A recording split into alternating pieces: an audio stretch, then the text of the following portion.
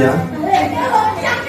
Zia, Bapak tadi mendapat laporan dari Ibu Devi, guru sejarah kamu. Sepertinya kamu lagi ada masalah. Ada yang bisa Bapak bantu?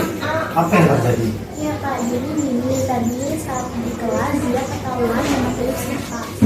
Zia pakai lipstick di kelas, nak? Iya Pak.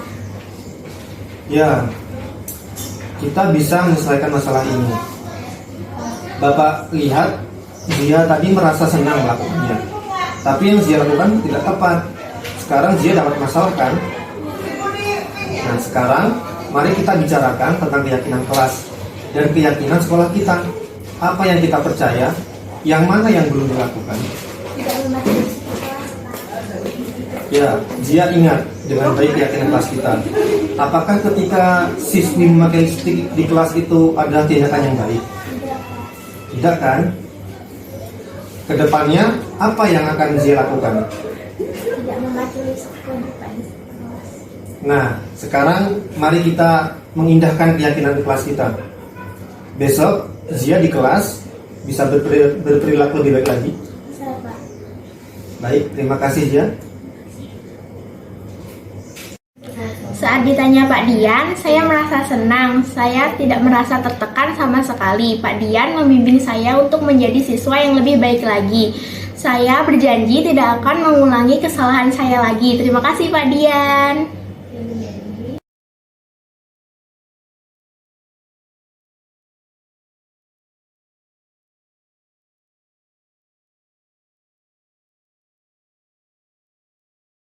Selamat pagi, Pak Ge. Bapak dengar dari Ibu Oriza, kamu belum mengerjakan tugas ekonomi, ya? Iya Pak, saya belum mengerjakannya. Mengapa, nak? Apa alasanmu?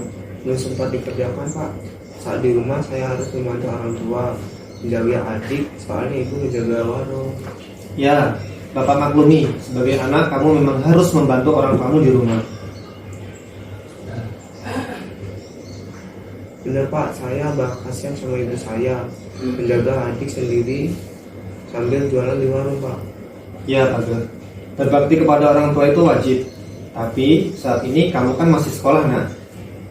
Saya yakin orang tuamu pasti ingin kamu mendapat nilai yang baik di sekolah. Iya Pak. Nah, kamu masih ingat dengan kesepakatan kelas yang kita buat? Masih Pak, mengerjakan tugas tepat waktu. Benar sekali. Kalau begitu, apa yang sebaiknya yang kamu lakukan? Mengerjakan tugas Pak. Nah, nanti sore mulailah mengerjakan tugasnya ya di rumah. Minta izin dulu pada orang tuamu. Setelah selesai mengerjakan tugas, kamu bisa lagi membantu orang tuamu dan melanjutkan menjaga adikmu di rumah. Baik Pak, terima kasih. Baik, terima kasih Pak Ge. Selamat pagi. Pagi Pak. Saat ditanya Pak Dian, saya sangat nyaman karena Pak Dian bertanya tidak membuat saya tertekan.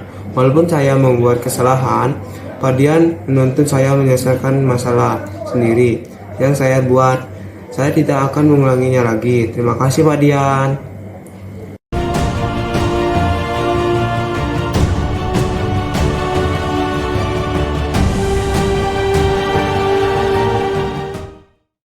Assalamualaikum warahmatullahi wabarakatuh. Selamat pagi Pak Dedi. Pak,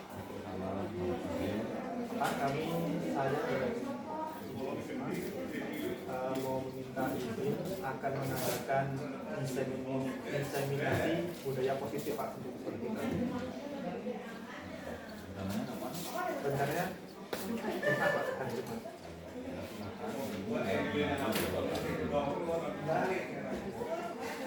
Terima kasih atas waktunya dan kita mengizinkan kami. Selamat pagi Pak.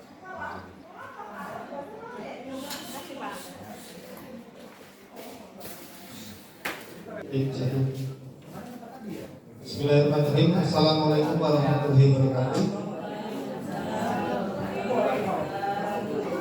Selamat pagi Bapak Ibu guru kita semuanya. Ya, semoga kita semua dalam keadaan sehat dalam naungan Tuhan Yang Maha Esa. Baik Bapak Ibu, mohon maaf mengganggu waktunya di pagi hari ini. Di sini mohon izin saya akan membagikan praktik baik yang sudah saya dapatkan dalam mengikuti kegiatan program pendidikan guru penggerak. Baik, langsung saja. Di sini saya akan mempresentasikan mengenai tentang modul 1.4, yakni tentang budaya positif. Next slide. Baik Bapak Ibu, sebelum saya lanjut, di sini ada pertanyaan pemantik.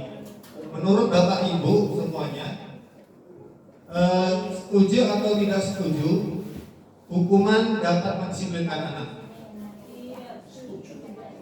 Tidak setuju.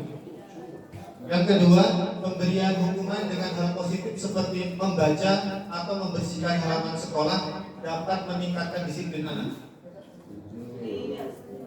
Tidak setuju.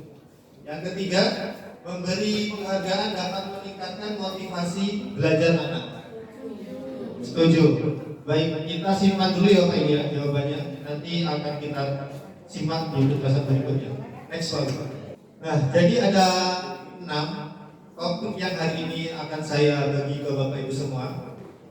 Sebelumnya saya izin lagi, di sini saya bukan bermaksud menggurui atau sok tahu. Di sini kita juga sama belajar. Di sini saya hanya ingin menyampaikan materi-materi yang ada di dalam guru penggerak kepada Bapak Ibu semuanya. Baik, untuk topik yang pertama itu disiplin positif dan nilai-nilai kebajikan universal. Yang kedua, teori motivasi hukuman dan penghargaan institusi. Yang ketiga, keyakinan kelas. Yang keempat, kebutuhan dasar manusia dan dunia yang berkualitas. Yang kelima, posisi kontrol. Keenam, segitiga restitusi. Baik Bapak Ibu, ini yang akan kita pelajari. Kita lanjut. Yang pertama, disiplin positif dan nilai-nilai kebajikan universal. Jadi Bapak Ibu, kita sekarang sudah mulai berbeda. Kita sekarang sudah menggunakan kurikulum merdeka, di mana semua kurikulum, materi, dan paradigma di sekolah itu berubah. Jadi perubahan paradigma teori, kontrol atau teori pilihan, itu yang pertama, ilusi guru mengontrol murid. Jadi ilusi guru mengontrol murid itu adalah pada dasarnya kita tidak dapat memaksa murid untuk berbuat sesuatu jikalau murid tersebut memilih untuk tidak melakukannya. Walaupun kapannya guru sedang mengontrol perilaku murid, hal demikian terjadi karena murid sedang mengizinkan dirinya untuk dikontrol. Itu ya Pak ya. Lalu yang kedua, ilusi bahwa semua penguatan positif efektif dan bermanfaat. Jadi penguatan positif atau bujukan itu adalah bentuk-bentuk kontrol Bapak Ibu. Segala usaha untuk mempengaruhi murid agar mengulangi sesuatu perilaku tertentu adalah suatu usaha untuk mengontrol murid tersebut. Lalu yang ketiga, ilusi bahwa tidak membuat orang merasa bersalah dapat menguatkan karakter. Ini juga kurang baik. Jadi mengkritik itu dan membuat orang merasa bersalah itu bisa melangkahkan karakter, terutama anak didik kita. Itu. Lanjut, ilusi bahwa orang dewasa memiliki hak untuk memaksa. Nah, ini terkadang kita karena merasa lebih tua, lebih senior, karena kita merasa punya power. Jadi anak itu harus mau apa yang kita omongkan, harus mau mengikuti apa yang kita inginkan. Nah, ini juga kurang bagus ya Bapak Ibu ya. Baik, nanti itu penjelasannya di akhir akan lebih kuat lagi. Next Bapak Ibu. Perubahan paradigma, stimulus respon, teori kontrol atau teori pilihan. Jadi siapakah sesungguhnya yang memiliki kontrol? Jadi Bapak Ibu, ada dua. Biasanya kita akan menggunakan stimulus responnya. Nah, ada contoh di sana kita mencoba mengubah orang agar berpandangan sama dengan kita. Nah, untuk teori kontrolnya yang baik itu kita berusaha memahami pandangan orang lain tentang dunia. Jadi kita jangan egois memandang orang itu harus sama dengan kita. Itu tidak boleh. Jadi kita harus menghargai orang karena mereka pasti punya pikiran yang berbeda atau informasi yang bisa jadi lebih banyak dari kita atau sebaliknya. Namun di sini kita harus menghargai. Yang kedua, stimulus respon, perilaku buruk dilihat sebagai suatu kesalahan. Nah, iya Bapak Ibu ya. Terkadang kita melihat yang buruk itu adalah suatu kesalahan. Makanya kita stimulus respon yang dulu itu kita selalu menyalahkan anak. Mereka nakal atau berbuat kesalahan, pasti kita langsung judge mereka. Namun untuk teori kontrol pilihannya, semua perilaku itu memiliki tujuan. Jadi setiap anak itu ketika mereka memiliki kenakalan atau kesalahan, itu pasti ada memiliki dasar kenapa mereka berbuat seperti itu. Lalu selanjutnya orang lain bisa mengontrol saya. Nah ini stimulus respon, orang lain bisa mengontrol saya. Jadi kalau kita kan dulu sering menyuruh anak, nah kamu jangan seperti ini, nanti kamu seperti ini, itu misalnya. Namun untuk teori kontrol pilihannya, hanya Anda yang bisa mengontrol diri Anda. Maksudnya di sana adalah hanya siswa tersebut yang bisa mengontrol dirinya sendiri. Yang melakukan kesalahan, kita tanyakan, yakin apakah dia paham tentang keyakinan kelasnya, keyakinan yang sudah disepakati seperti itu. Baik, next Pak Guru. Apakah makna disiplin? Disiplin berasal dari bahasa Latin disiplina, yang artinya belajar. Makna asal dari kata ini berkonotasi dengan disiplin dari diri murid-murid Socrates dan Plato. Disiplin diri membuat orang menggali potensinya menuju sebuah tujuan apa yang dia hargai. Namun dalam budaya kita, makna kata disiplin telah berubah menjadi sesuatu yang dilakukan seseorang pada orang lain untuk mendapatkan kepatuhan. Kecenderungan umum adalah menghubungkan kata disiplin dengan ketidaknyamanan, bukan dengan apa yang kita hargai atau pencapaian suatu tujuan mulia. Nilai-nilai kebajikan universal.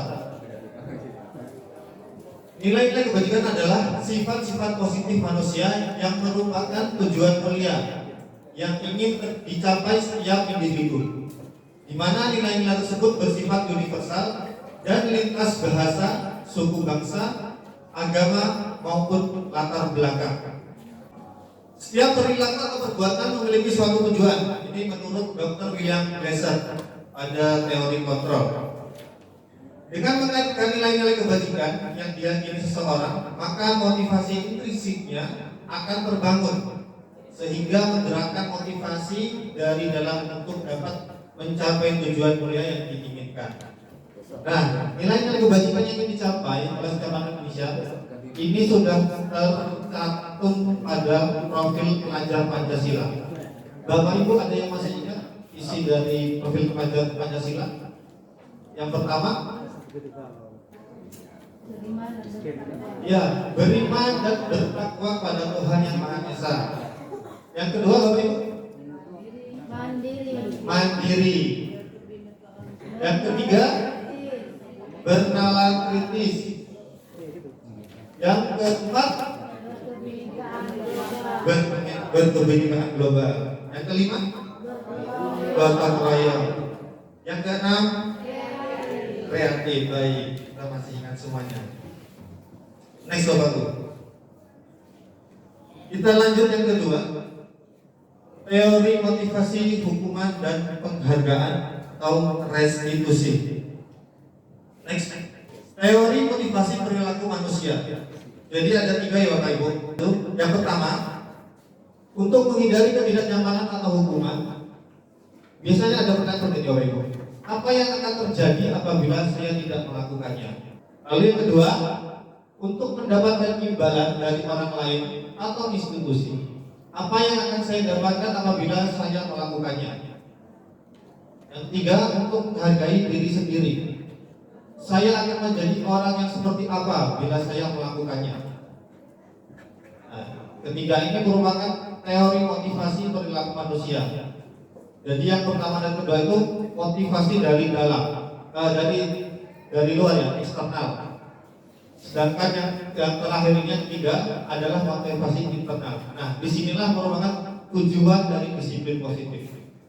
Menurut Ki Hajar Dewantara, merdeka itu artinya tidak hanya terlepas dari perintah, akan tetapi juga cakap buat memerintah diri sendiri. Jadi ini yang perlu kita tekankan oleh diri kita. Jadi kita tidak hanya merintah, ya, memerintah anak misalkan, tapi kita juga harus bisa memerintah pada diri sendiri. Begitupun juga anak. Kita tekankan anak biar dia bisa mengontrol dirinya sendiri, memerintah dirinya sendiri. Jadi nanti kedepannya anak jika melakukan kesalahan, dia tidak akan merasa tertekan dengan peraturan yang sudah dibuat. Jadi kita ajak mereka untuk meyakinkan dirinya apa yang dia lakukan itu salah atau bukan. Nanti kita tinggal meluruskannya. Baik, next one. Dihukum oleh penghargaan. Bahasa penghargaan berlaku sama dengan hukuman. Ini Bapak ya, ketika kita masih sering menggunakan penghargaan, kita simak dulu. Jadi bahasa penghargaan berlaku sama dengan hukuman. Dalam arti meminta atau membujuk seseorang melakukan sesuatu untuk memenuhi suatu tujuan tertentu dari orang yang meminta atau yang membujuk. Dorongannya eksternal dan ada faktor ketergantungan. Beberapa dampak dari pemberian penghargaan, ya. Ada 5 di sana. Jadi dalam melakukan penghargaan itu, kita misalkan anak kita berhasil nilainya bagus, dia disiplin di kelas dan sebagainya. Jika kita memberikan penghargaan pada mereka, itu bisa mempengaruhi jangka pendek dan jangka panjang. Yang kedua, penghargaan menghukum, lalu mengurangi ketepatan. Penghargaan tidak efektif dan penghargaan merusak hubungan. Nah, nanti kita bahas di slide berikutnya. Next. Nah, pengaruh jangka pendek dan jangka panjang. Penghargaan itu efektif jika kita menginginkan seseorang melakukan sesuatu yang kita inginkan dalam jangka waktu pendek. Sifatnya pendek, Bapak. Jika kita menggunakan penghargaan lagi dan lagi, maka orang tersebut akan bergantung pada penghargaan yang diberikan, serta kehilangan motivasi dari dalam dirinya. Jika kita mendapatkan penghargaan untuk melakukan sesuatu yang baik, maka kita senantiasa berharap mendapatkan penghargaan tersebut lagi. Kita pun menjadi tidak menyadari tindakan baik yang kita lakukan. Jadi Bapak Ibu, misalkan ya, saya kasih contoh. Misalkan di sekolah kita diterapkan, jika Bapak Ibu guru yang rajin berangkat, maka akan diberi penghargaan misalkan. Atau Bapak Ibu guru yang kelasnya rapi, mungkin dikasih penghargaan seperti itu contohnya. Nah Bapak Ibu, jadi dalam waktu jangka pendek penghargaan tersebut memang sangat baik sekali. Namun jangka panjangnya ini yang kurang baik. Jadi nanti itu menimbulkan efek dari guru atau mungkin murid ketika melakukan sesuatu itu mengharapkan imbalan. Nah ini yang dampak ini yang kurang baik. Jadi jika anak kita mereka sukses atau berhasil dalam nilai atau dalam perlombaan, Jika sesekali kita beri penghargaan itu tidak masalah. Namun jika berkali-kali, nah ini yang akan membuat motivasi siswa akan turun. Jadi mereka akan tertanam di pikirannya bahwa melakukan sesuatu itu pasti nanti akan dapat imbalan. Atau jika saya berangkat pagi nanti akan dapat imbalan dari kepala sekolah. Nah, jadi motivasi itu tidak timbul dari dalam dirinya, tapi karena ada imbalan. Nah, ini yang kurang jawabannya. Baik, bagaimana seseorang bisa berubah dari paradigma stimulus respon kepada pendekatan teori kontrol? Ini yang akan kita rubah. Yang tadinya kita menggunakan stimulus respon di kelas, kita akan rubah dengan teori kontrol. Bila kita ingin membuat kemajuan perlahan, sedikit-sedikit ubahlah sikap atau perilaku kita. Namun bila kita ingin memperbaiki cara-cara utama kita, maka kita perlu mengubah kerangka acuan kita. Ubahlah bagaimana Anda melihat dunia, bagaimana Anda berpikir tentang manusia. Ubahlah paradigma Anda, skema pemahaman dan penjelasan aspek-aspek tertentu tentang realitas. Next slide. Nah, di sini ada stimulus respon dan teori kontrol. Untuk stimulus respon, realitas atau kebutuhan kita sama. Teori kontrolnya, realitas kebutuhan kita berbeda.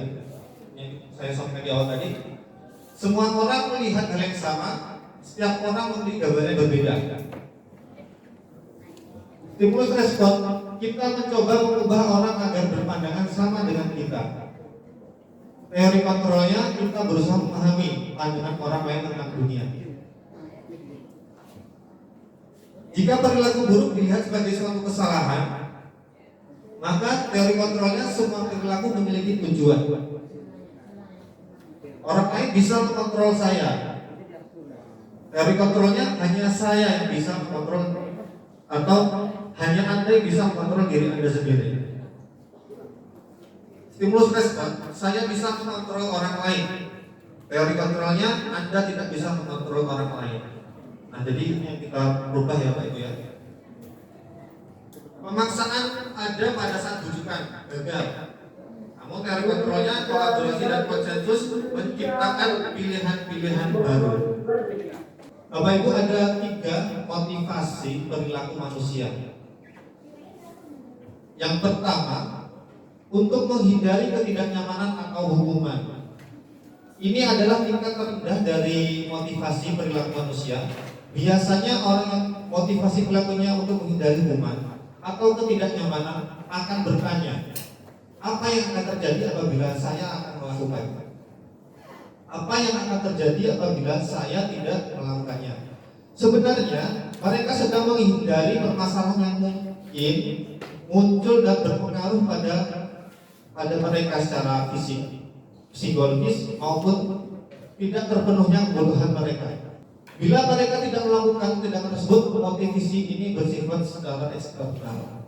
Jadi Bapak Ibu, ketidaknyamanan itu membuat siswa dia akan bertanya-tanya apa yang nanti akan terjadi jika mereka melanggar peraturan. Nah, jadi mereka berpikir bagaimana permasalahan itu bisa dihindari. Ya, mungkin ada hal yang membahayakan dari secara fisik mereka maupun psikologis mereka. Next lagu motivasi berikutnya. Yang kedua, untuk mendapatkan imbalan atau penghargaan dari orang lain. Ini yang saya sampaikan tadi. Satu tingkat di atas motivasi yang pertama. Di sini orang berperilaku untuk mendapatkan imbalan atau penghargaan dari orang lain. Orang dengan motivasi ini akan bertanya, apa yang akan saya dapatkan apabila saya melakukannya? Ini yang berbeda. Mereka melakukan sebuah tindakan untuk mendapatkan pujian dari orang lain yang menurut mereka penting, dan mereka letakkan dalam dunia berkualitas mereka. Mereka juga melakukan sesuatu untuk mendapatkan hadiah, bisa itu pengakuan maupun imbalan. Jadi motivasi ini juga bersifat eksternal. Next slide. Yang ketiga, untuk menjadi orang yang mereka inginkan dan menghargai diri sendiri dengan nilai-nilai yang mereka percaya. Nah, orang yang dengan motivasi ini akan bertanya, akan menjadi orang seperti apa apabila saya melakukannya. Nah, mereka juga melakukan sesuatu karena nilai-nilai yang mereka yakini dan hargai. Dan mereka melakukannya karena mereka ingin menjadi orang yang melakukan nilai-nilai yang mereka yakini tersebut. Ini adalah motivasi yang akan membuat seseorang memiliki disiplin positif, Bapak Ibu. Karena motivasi ini berperilakunya bersifat internal, bukan eksternal. Next. Nah, jadi tujuan dari disiplin positifnya adalah menanamkan motivasi yang ketiga pada murid-murid kita, yaitu untuk menjadi orang yang mereka inginkan dan menghargai diri sendiri dengan nilai-nilai yang mereka percaya. Ketika murid-murid kita memiliki motivasi tersebut, mereka telah memiliki motivasi intrinsik yang berdampak jangka panjang, memiliki motivasi yang tidak akan terpengaruh pada adanya hukuman atau hadiah. Mereka akan tetap berperilaku baik dan berlandaskan nilai-nilai kebajikan karena mereka ingin menjadi orang yang menjunjung tinggi nilai-nilai yang mereka hargai. Nah, jadi ini Bapak Ibu dari poin-poin yang tadi. Jadi tujuan disiplin positif ini adalah untuk menanamkan motivasi dalam diri murid kita. Jadi biar mereka paham dengan nilai-nilai yang ada. Jadi kita tidak melulu melakukan hukuman ataupun imbalan. Jadi agar mereka tetap berperilaku baik dengan berlandaskan nilai-nilai yang kebajikan tersebut. Kita lanjut ke hukuman dan penghargaan. Dalam menjalankan peraturan ataupun keyakinan kelas atau sekolah, bila mana ada sesuatu pelanggaran, tentunya sesuatu itu harus terjadi. Untuk itu kita perlu meninjau ulang tindakan penegakan peraturan atau keyakinan kelas atau sekolah kita selama ini. Tindakan terhadap suatu pelanggaran pada umumnya berbentuk hukuman atau konsekuensi. Nah, jadi di modul ini kita akan diperkenalkan program disiplin positif yang dinamakan restitusi, Bapak Ibu. Jadi apa sih restitusi ini? Restitusi ini adalah proses menciptakan kondisi bagi murid untuk memperbaiki masalah mereka atau kesalahan mereka, sehingga mereka nanti harapannya bisa kembali ke kelompok mereka dengan karakter yang lebih kuat. Nah, nanti ini akan kita perkuat lagi di berikutnya. Jadi restitusi juga merupakan proses kolaboratif yang mengajarkan murid untuk mencari solusi untuk masalah mereka dan membantu murid berpikir tentang orang seperti apa yang mereka inginkan dan bagaimana mereka harus memperlakukan orang lain. Jadi kita balikkan ke murid tersebut, kita tanyakan ke mereka. Misalkan mereka juga melakukan apa sih motivasi kamu, kenapa kamu melakukan kesalahan tersebut. Nah, kita tanyakan balik kepada mereka. Jadi supaya kita tidak menghukum mereka atau kita yang mengontrol mereka, tapi mereka sendiri yang mengontrol diri mereka sendiri. Begitu. Nah, nanti akan kita bahas lagi di berikutnya. Next, Pak Ibu. Ini Bapak Ibu ada sebuah tabel di mana ada identitas gagal dan identitas sukses. Nah, ini semua mungkin pernah kita lakukan di kelas. Nah, yang pertama, jadi ada hukuman sama disiplin ya Bapak Ibu. Untuk disiplin itu ada konsekuensi sama restitusi. Nah, tadi saya sudah jelaskan restitusi yang di depan tadi. Untuk hukuman itu perilaku pasif agresif meningkat.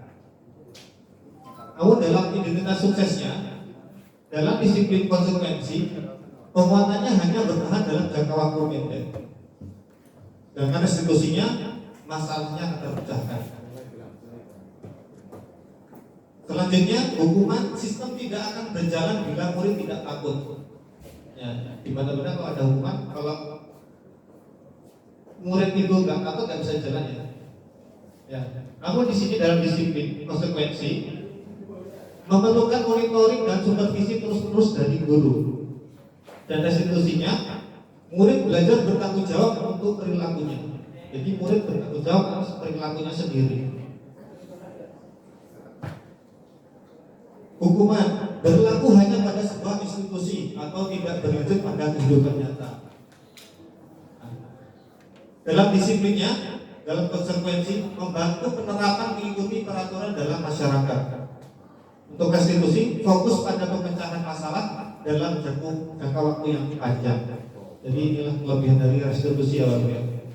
Nah, jadi berdasarkan bagian tabel di atas tadi, maka kita bisa menyimpulkan bahwa hukuman itu bersifat tidak terencana atau tiba-tiba. Anak atau murid tidak tahu apa yang akan terjadi dan tidak dilibatkan. Hukuman bersifat satu arah dari pihak guru yang memberikan, dan murid hanya menerima suatu hukuman tanpa melalui suatu kesepakatan atau pengarahan dari pihak guru, baik sebelum atau sesudahnya. Hukuman yang diberikan bisa berupa fisik maupun psikis. Murid atau anak disakiti oleh suatu perbuatan atau kata-kata. Jadi sampai menyakiti murid. Baik soal. Sementara disiplin dalam bentuk konsekuensi, ya tadi yang hukuman Bapak Ibu ya. Nah, sementara untuk disiplin dalam bentuk konsekuensi itu sudah terencana, sudah disepakati, sudah dibahas dan disetujui oleh murid dan guru, atau biasa kita kenal dengan keyakinan kelas atau keyakinan sekolah. Umumnya bentuk-bentuk konsekuensi dibuat oleh pihak guru atau sekolah, dan murid sudah mengetahui sebelumnya konsekuensi yang akan diterima bila ada pelanggaran. Pada konsekuensi, murid tetap dibuat tidak nyaman untuk jangka waktu pendek. Konsekuensi biasanya diberikan berdasarkan suatu data yang umumnya dapat diukur. Misalnya, setelah 3 kali tugasnya tidak diselesaikan pada batas waktu yang diberikan, atau murid melakukan kegiatan di luar kegiatan pembelajaran, misalnya ngobrol, maka murid tersebut akan kehilangan waktu bermain dan harus menyelesaikan tugas karena ketertinggalannya.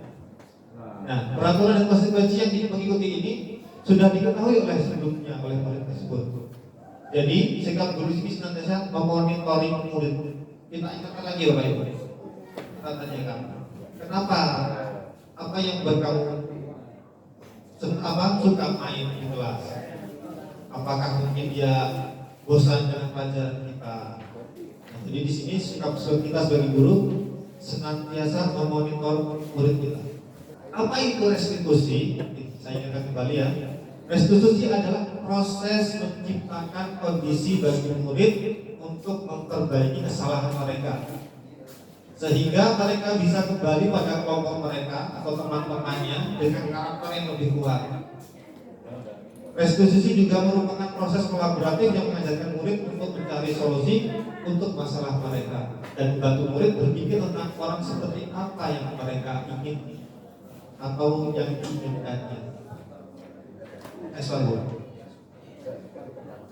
Bapak Ibu, jadi ada 9 restitusi yang perlu kita ketahui. Untuk yang pertama, bukan untuk menebus kesalahan, namun untuk belajar dari kesalahan. Jadi setiap murid kita yang punya kesalahan itu bukan menebus kesalahannya. Misalnya mereka melakukan masuk kelas terlambat. Nah, kita jangan langsung menjudge mereka. Kamu pasti malas gitu. Namun kita tanyakan mereka, menanyakan bagaimana kamu tadi di rumah, kenapa terlambat. Nah, kita tanyakan pelan-pelan. Nah, kita gali terus informasi dari dirinya agar kita tidak tidak menyakiti mereka. Biasanya kalau kita cetar terus itu kan membuat mereka akan takut sehingga sulit untuk mengungkapkan apa yang harusnya mereka katakan. Lalu yang kedua, memperbaiki hubungan. 3, tawaran bukan paksaan. Nah, yang keempat, restitusi menuntut untuk melihat ke dalam diri. Jadi kita yakinkan ke anak, kita lihat dalam dirinya, kenapa kamu terlambat, apa penyebabnya. Dan selanjutnya, mencari kebutuhan dasar yang mendasari tindakan. Restitusi diri adalah cara yang paling baik. Yang ketujuh, restitusi fokus pada karakter bukan tindakan. Jadi bukan tindakannya yang kita lihat, tapi karakter ya. Yang kedelapan, restitusi fokus pada solusi. Yang kesembilan, restitusi mengembalikan murid yang berbuat salah kembali kepada kelompoknya. Yang ketiga, keyakinan kelas. Mengapa tidak peraturan saja? Mengapa harus keyakinan kelas?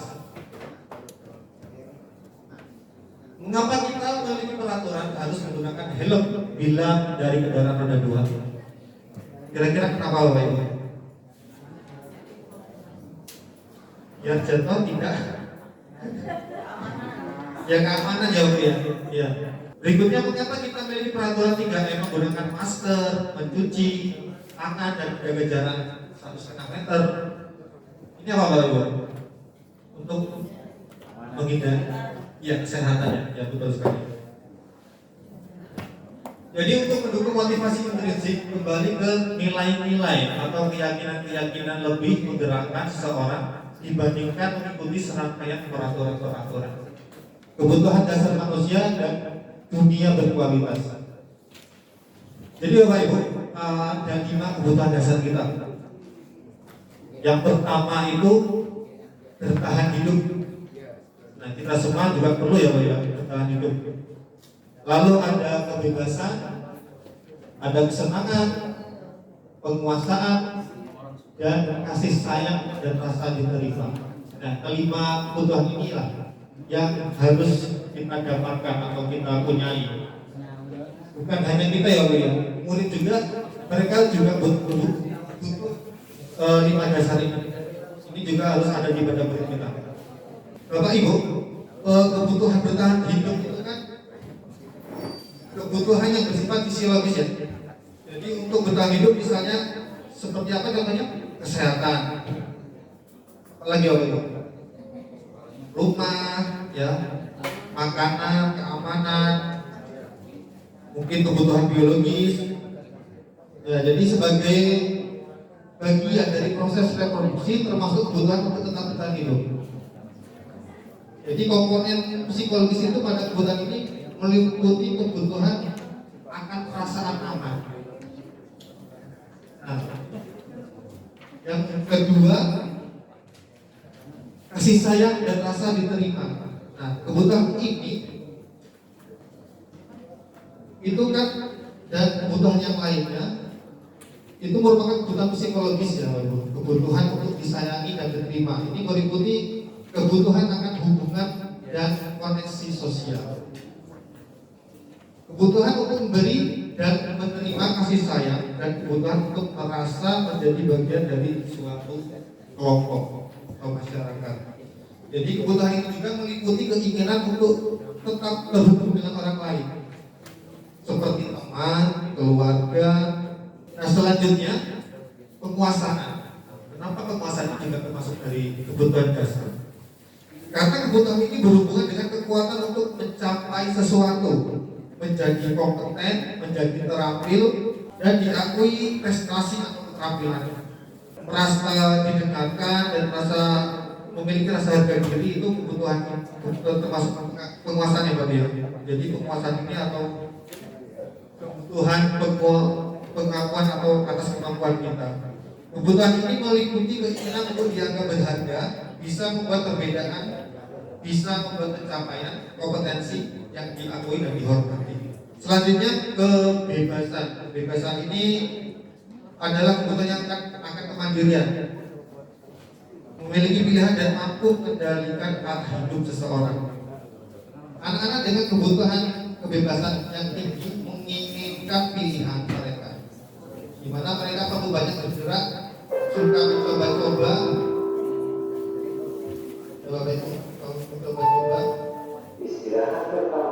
mungkin bisa mencoba makanan atau mencoba hal-hal yang lainnya. Yang terakhir, kesenangan. Kebutuhan kesenangan adalah kebutuhan untuk mencari kesenangan, di mana terdapat bermain dan tertawa. Bayangkan hidup tanpa kenikmatan apapun, tanpa pendidikan. Ya, tahu kita ngapa-ngapa kok sedih. Jadi kesenangan ini merupakan kebutuhan yang mendasar yang harus kita miliki. Jadi anak-anak dengan kebutuhan dasar ini biasanya ingin menikmati apa yang mereka ingin lakukan. Mereka juga bisa berkonsentrasi tinggi saat mengerjakan hal yang disenangi tersebut. Mungkin mereka suka permainan, suka mengoleksi barang, atau suka bercanda, bergurau. Bahkan saat mereka bertingkah laku buruk pun mereka biasanya, ya mungkin kita sering lihat anak-anak yang nakal ya, ini lucu kelihatannya, gemes gitu ya. Ya baik, next lagu. Yang selanjutnya adalah posisi 5 posisi kontrol. Bapak Ibu, di sini ada 5 posisi kontrol. Yang pertama itu adalah penghukum, yang kedua membuat rasa bersalah, ketiga teman, keempat pemantau, dan yang terakhir adalah manajer. Saya jelaskan satu-satu. Untuk penghukum, seseorang penghukum bisa menggunakan hukuman fisik maupun verbal. Orang-orang yang menjalankan posisi penghukum senantiasa mengatakan bahwa sekolah memerlukan sistem atau alat yang dapat lebih menekan murid-murid lebih dalam. Guru-guru yang menerapkan posisi penghukum akan berkata, ini biasanya Bapak ya, patuhi aturan saya atau awas. Itu ini dulu sering saya lakukan Bapak ya. Ada lagi, kamu selalu saja salah. Mungkin kalau di kelas kita, kamu selalu saja terlambat, kamu selalu saja tidak mengerjakan tugas, kamu selalu saja tidur di kelas. Selanjutnya, selalu pasti, selalu yang terakhir selesai. Nah, kata-katanya, ya kamu nih itu aja, kamu nih nggak berubah. Nah ini penghukum Bapak ya. Jadi guru seperti ini senantiasa percaya hanya ada satu cara agar pembelajaran bisa berhasil, yaitu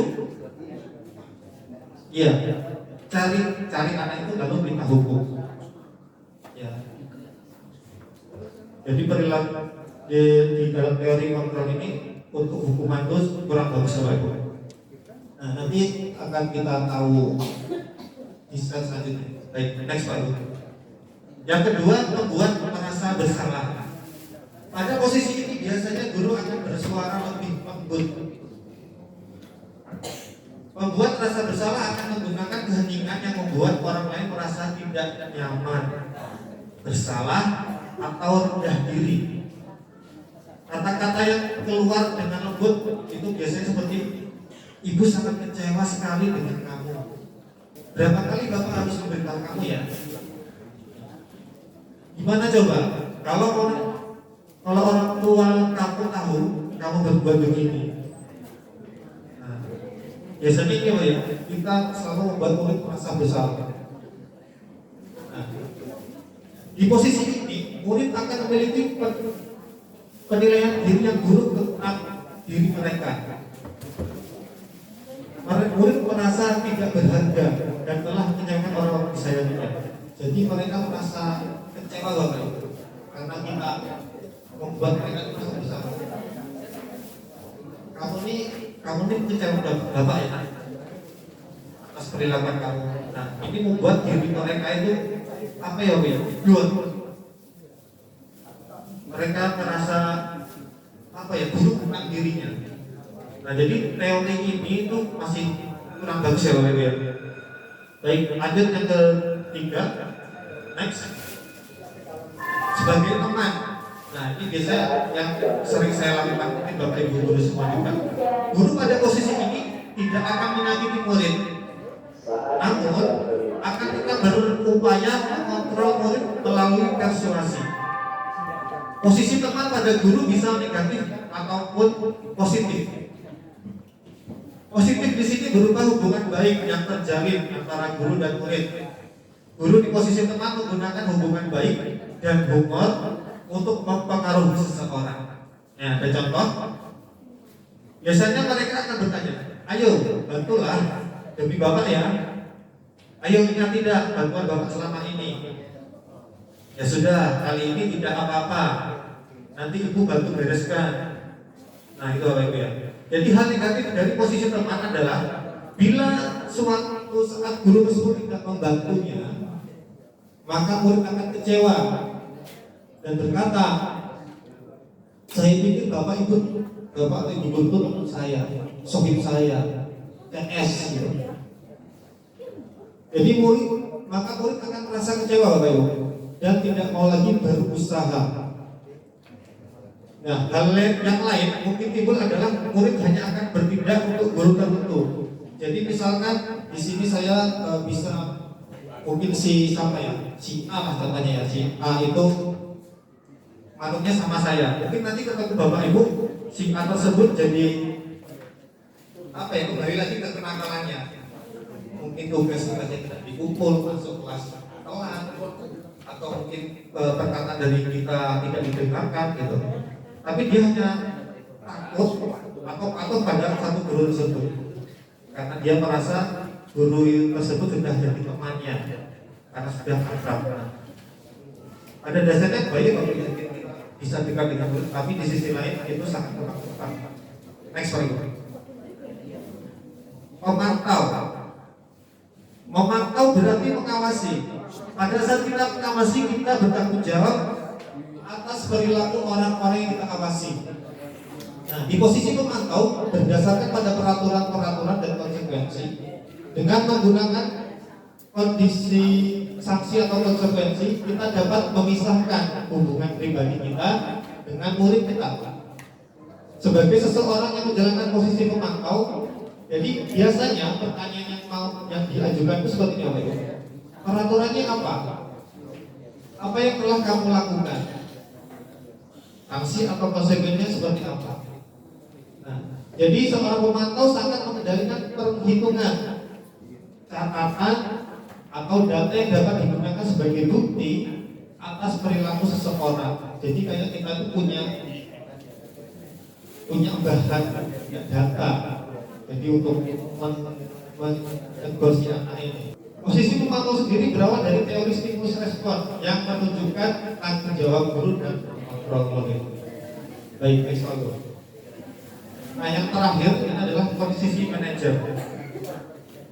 Manajer adalah posisi di mana guru berbuat sesuatu bersama dengan murid. Mempersilahkan murid mempertanggungjawabkan perilakunya, mendukung murid agar dapat menemukan solusi atas permasalahannya sendiri. Seorang manajer telah memiliki keterampilan di posisi teman maupun pemantau, dan dengan demikian bisa jadi di waktu-waktu tertentu kembali kepada kedua posisi tersebut bila ditentukan.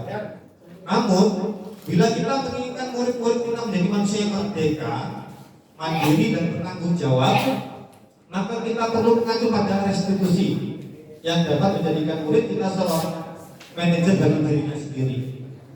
Di mana manajer murid diajak untuk menganalisis kebutuhan dirinya maupun kebutuhan orang lain. Nah, Bapak Ibu, di posisi manajer ini itu bisa menyangkut ke posisi yang lain. Jadi posisi teman, terus posisi pemantau, ya. Ya, jadi seperti berkolaborasi ya. Nah, di sini diharapkan murid kita itu tahu atas apa kesalahannya. Nah, kita ajak mereka untuk biar mereka sendiri yang mencari solusi dari permasalahan itu. Kita bantu menguatkan dengan menanyakan keyakinan kelas, perilaku yang sudah dia perilaku yang sudah dia lakukan, kesalahan-kesalahannya. Jadi kita tanyakan, kita ajak dia untuk berpikir, apakah misalkan dia jauh sama temannya, kita tanyakan, kira-kira bagus kan atau baik kan kalau kamu juga dijahili misalkan. Jadi kita gali terus keyakinannya dia. Dan jadi di sini kita ajak dia untuk agar bisa menemukan solusinya dari permasalahannya dia.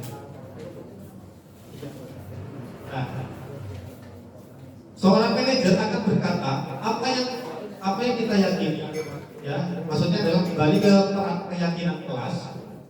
Apakah kamu meyakininya? Jika kamu meyakininya, apakah kamu bersedia memperbaikinya?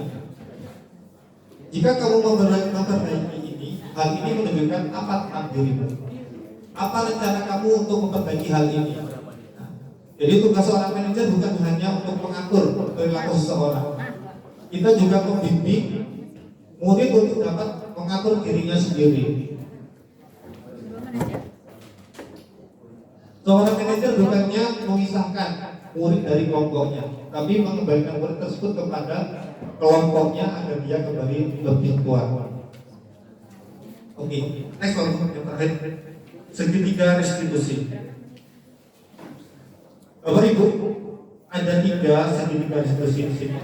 Yang pertama, menstabilkan identitas. Yang kedua, validasi kebutuhan. Dan yang terakhir, yang ketiga adalah menanyakan keyakinan. Untuk menstabilkan identitas, jadi ketika murid kita melakukan kesalahan, itu pertama kita harus menstabilkan identitas terlebih dahulu. Misalnya, kita tahu misalkan anak tersebut melakukan kesalahan. Nah, kita yakinkan kepadanya, kita stabilkan dulu identitasnya. Misalkan dengan kata setiap orang pasti pernah melakukan kesalahan, atau misalkan dia siswa yang terlambat, kita stabilkan dulu identitasnya. Nah, bapak juga pernah terlambat atau yang lain. Jadi mereka itu bukan satu-satunya yang pernah melakukan kesalahan. Nah, contohkan kita juga pernah melakukan kesalahan. Nah, jadi kita harus menstabilkan dulu identitas mereka, biar mereka tidak merasa tertekan. Ya. Nah, setelah bisa menstabilkan identitas tersebut, baru kita validasi kebutuhannya. Nah, bisa kita tanyakan, kamu tentu punya alasan kenapa melakukan itu. Kamu pasti punya kesalahan, kamu pasti punya alasan kenapa kamu tadi-pagi terlambat. Itu misalnya. Nah, lalu katanya, adakah cara yang lebih efektif untuk mendapatkan apa yang kamu butuhkan? Mungkin dia terlambat karena tidak dibangunkan orang tua, atau alarm HP yang tidak berbunyi, atau dia habis begadang, ya misalnya itu ya. Nah, yang terakhir baru kita menanyakan keyakinan. Nah, kita tanyakan keyakinan, mungkin yang di kelas terlambat, kita tanyakan keyakinan di kelasnya. Kira-kira ada nggak keyakinan kelas itu? Ada disiplin, misalkan disiplin masuk, misalkan. Untuk membuat anak yang merasa gagal karena berbuat salah menjadi positif terhadap dirinya, guru berkata berbuat salah itu hal yang manusiawi, tidak ada manusia yang sempurna. Bapak Ibu juga pernah berbuat salah. Nah, kita pasti bisa menyelesaikan permasalahan ini. Bapak atau Ibu tidak tertarik untuk mencari tahu siapa yang benar, siapa yang salah. Bapak Ibu lebih tertarik untuk menyelesaikan masalah. Kalau kamu menyalahkan dirimu sendiri terus-menerus, apakah kamu bersikap baik pada dirimu sendiri? Nah, itu kita stabilkan lebih. Next.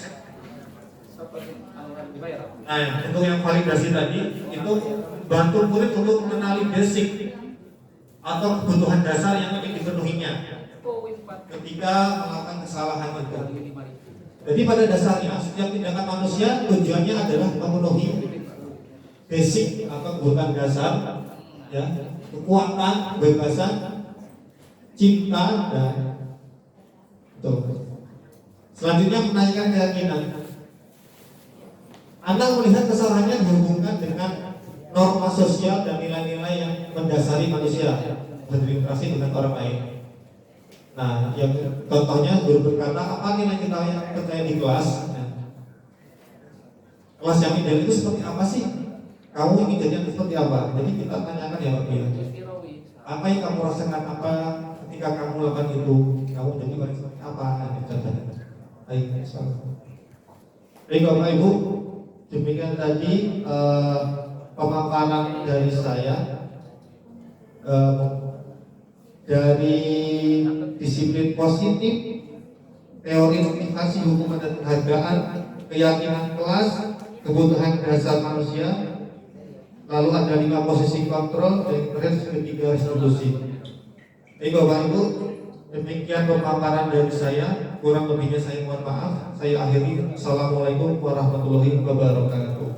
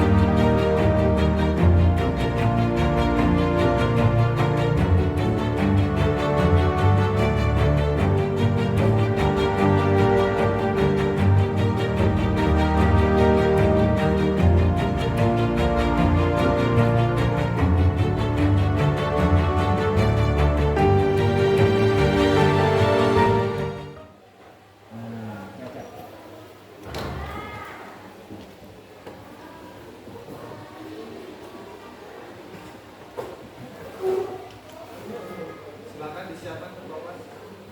Duduk siap. Untuk mengawali pembelajaran hari ini, mari kita berdoa. Berdoa mulai.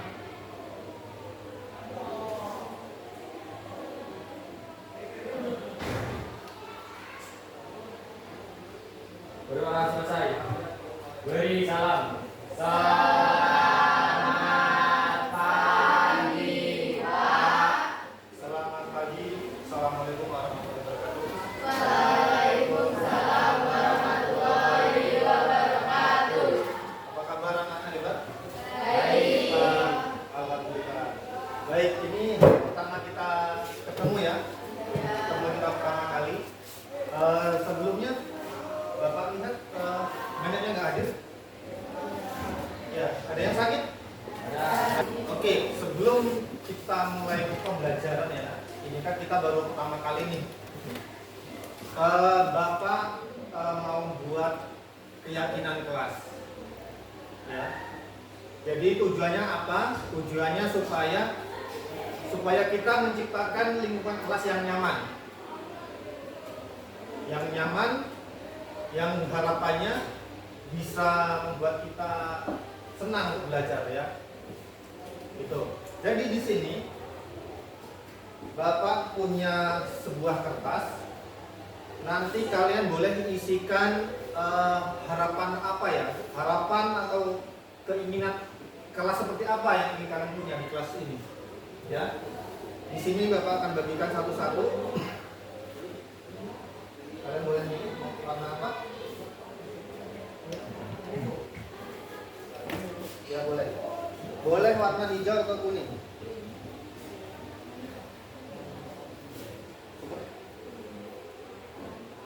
Hijau.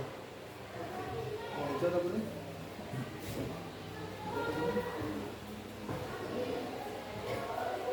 Mau hijau atau kuning?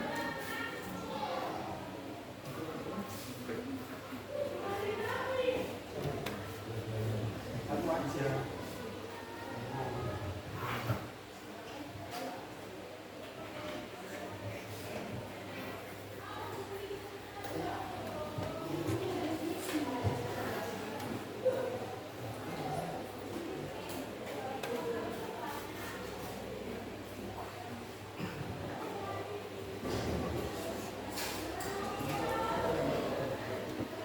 Ya, nah, sudah Bapak bagikan semua ya. Jadi harapan apa yang ingin kalian ciptakan di kelas ini? Ya, bisa tentang kerapihan atau kedisiplinan ataupun juga buat Bapak Ibu guru kalian nanti. Ya. Jadi nanti kalian tulis kelas seperti apa yang ingin kalian inginkan. Nah, nanti kita tempel ke depan. Ya. Supaya nanti kita cari kesimpulan kelas seperti apa di kelas guru nanti. Oke, bisa dimengerti? Ya. Oke, silakan ditulis.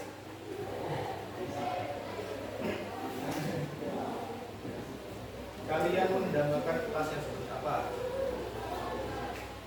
Karena sekarang gini nak, karena sekarang itu bukan peraturan. Peraturan sekarang nggak boleh, tapi kesepakatan kelas. Ya. Kalau peraturan itu kan sifatnya kadang kan kita suka takut ya, ini Bapak jelasin sebentar ya. Misalkan nih peraturan di sekolah tidak boleh menggunakan sepatu putih misalkan ya. Nah, misalkan ada hukumannya tuh ya. Nah, jadi kita buat kesepakatan untuk di kelas ini terutama. Jadinya bolehnya apa? Misalkan tidak boleh masuk terlambat, gitu ya. Atau yang lain, silakan kita buat, kita rancang kesepakatan kelas supaya nanti kita akan tahu kelas seperti apa yang akan kita dapatkan di sini. Ya, Boleh menyebutkan lebih dari satu.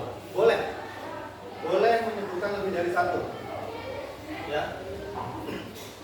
Atau mungkin ada yang kurang, boleh lagi minta ya. Atau gini nah, misalkan satu sticky note ini untuk kegiatan yang tentang kebersihan misalkan, atau lagi tentang peraturan ketaatan, itu bisa seperti itu. Atau misalkan tentang kebersihan, tulis semuanya. Kebersihan misalkan dilarang buang sampah atau dan yang lainnya, boleh. Intinya boleh lebih dari satu. Silakan.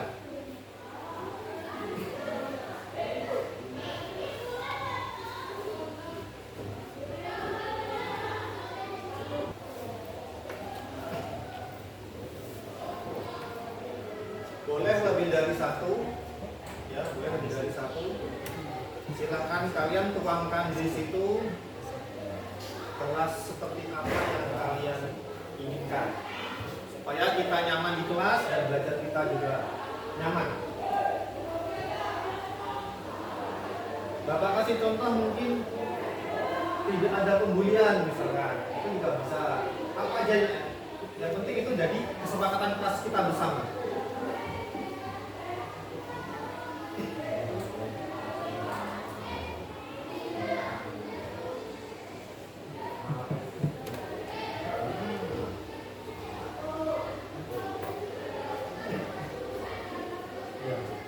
Harusnya masing-masing, karena kita kan punya pandangan sendiri. Misalnya ada pembelian misalnya.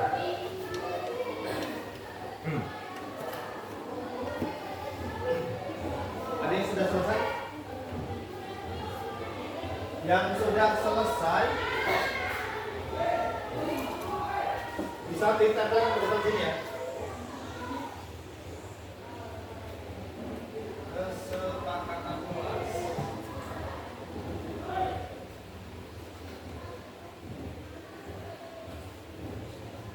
10, kelas 10, 6 ya.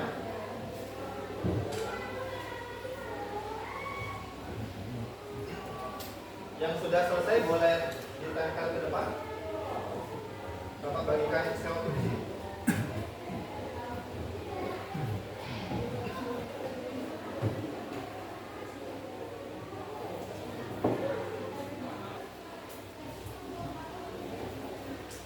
Ini udah selesai?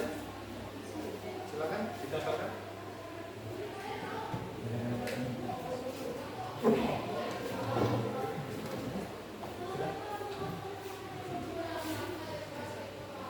Ditempel ke depan. Ini double tick ya? Double tick.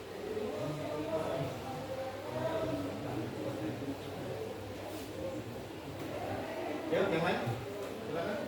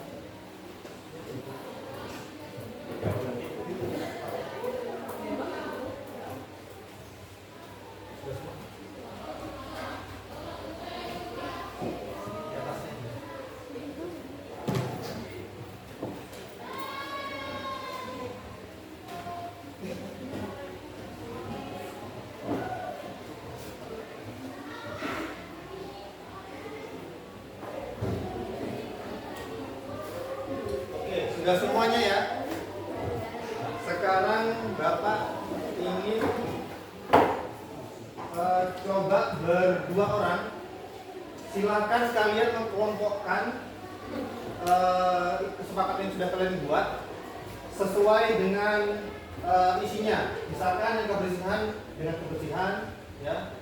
Mungkin yang lain dengan yang lain. Disesuaikan. Bapak minta tolong dua anak saja. Silakan. Ya, silakan. Dua orang aja, dikelompokkan. Ya, jangan dulu. Jangan takut. Ya, silakan. Ayo dialami.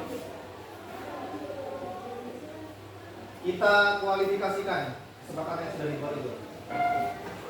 Yuk. Nanti Bapak bantu.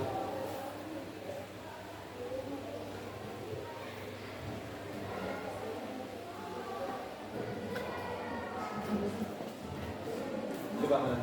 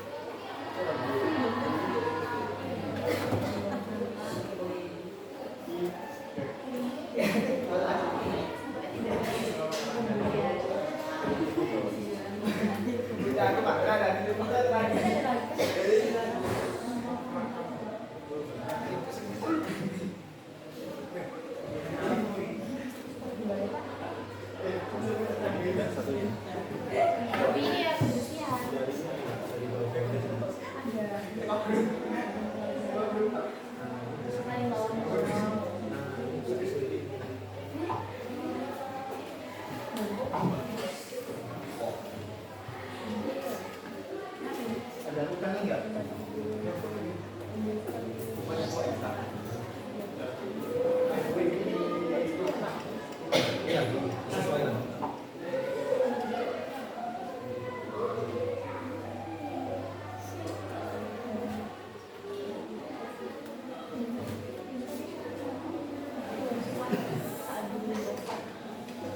Kalau dia masih ada yang lain, setelah kan kita udah banyak. Kalau sama ada juga.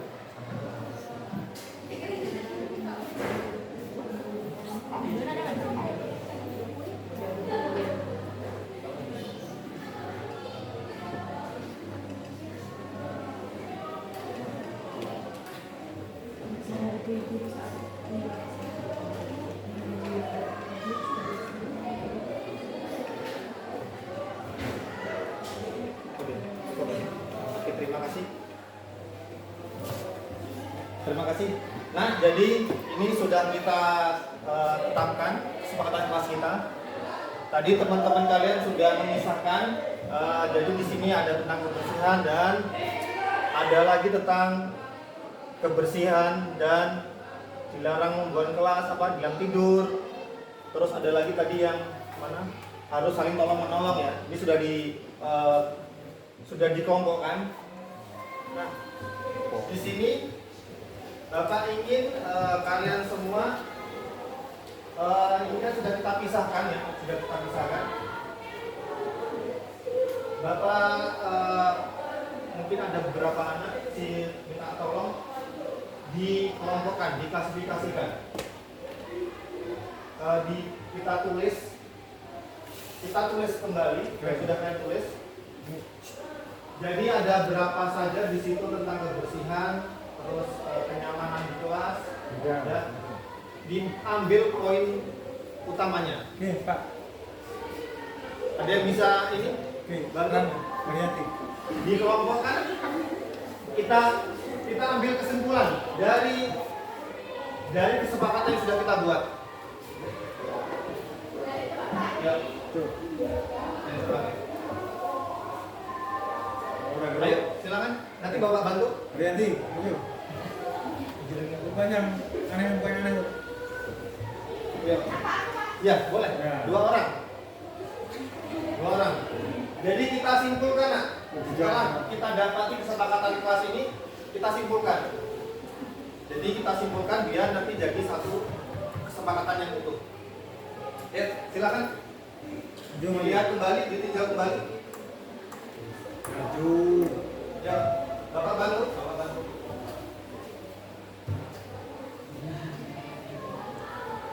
Ya, silakan dilihat kembali. Misalkan apa yang saya simpulkan. Misalkan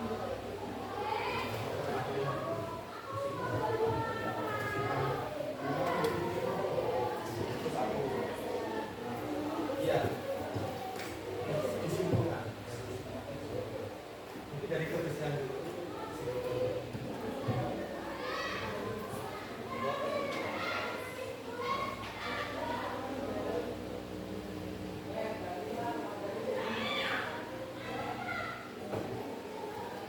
Kita sepakatin ya, kita nggak boleh menggunakan kata-kata dilarang. Misalkan dilarang makan di kelas gitu ya. Mungkin kita bisa rubah, tidak membawa makanan ke kelas, ya seperti itu. Atau tidak makan pada jam pelajaran, gitu ya. Jadi bukan dilarang, tidak boleh dilarang ya. Tapi tidak boleh makan ketika jam pelajaran, itu misalkan seperti itu. Oke, bisa dipahami ya? Jadi, misalkan dilarang makan di kelas, tidak boleh makan saat jam pelajaran.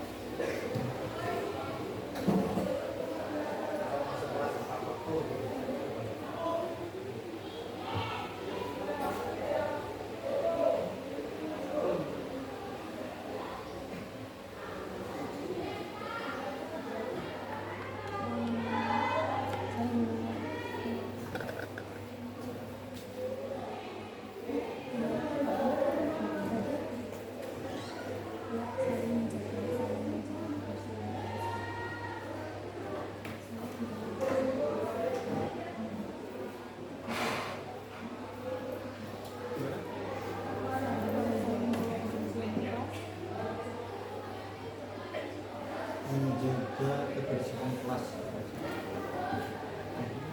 Ketertiban juga bisa menjaga ya.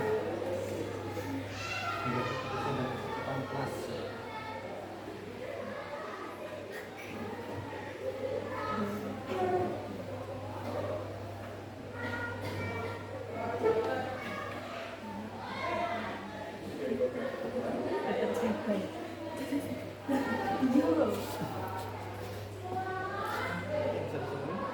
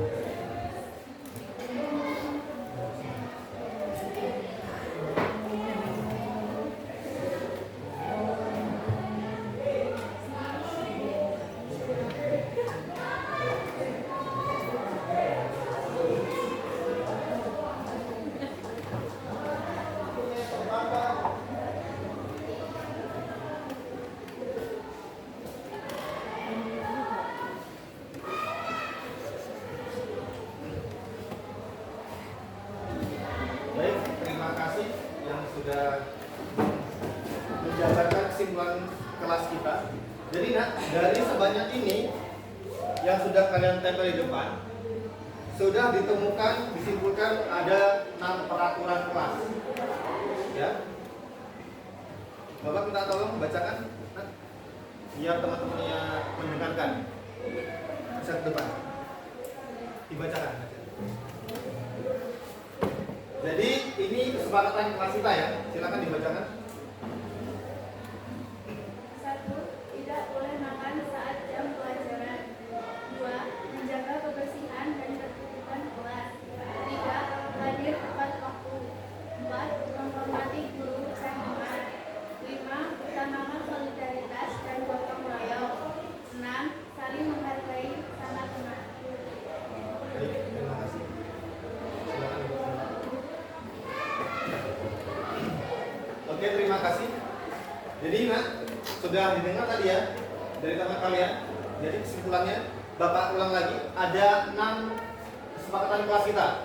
Ya, yang pertama, tidak boleh makan saat jam pelajaran.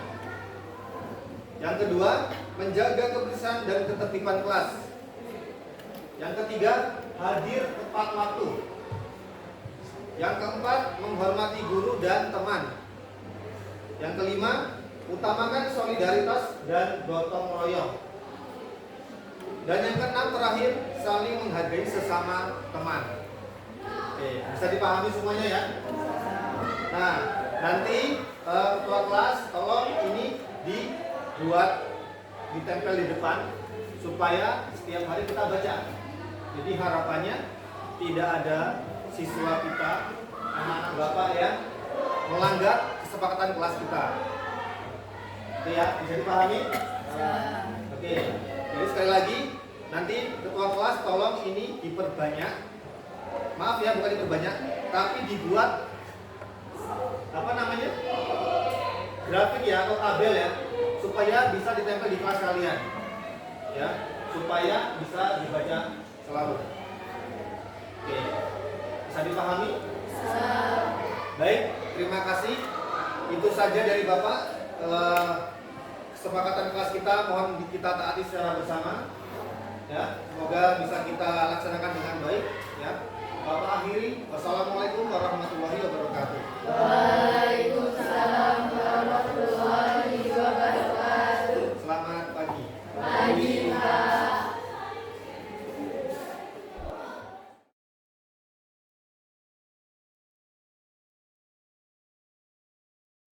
Setelah dibuat keyakinan kelas, pelajaran TIK menjadi lebih tertib, nyaman, dan menyenangkan. Terima kasih Pak Dian.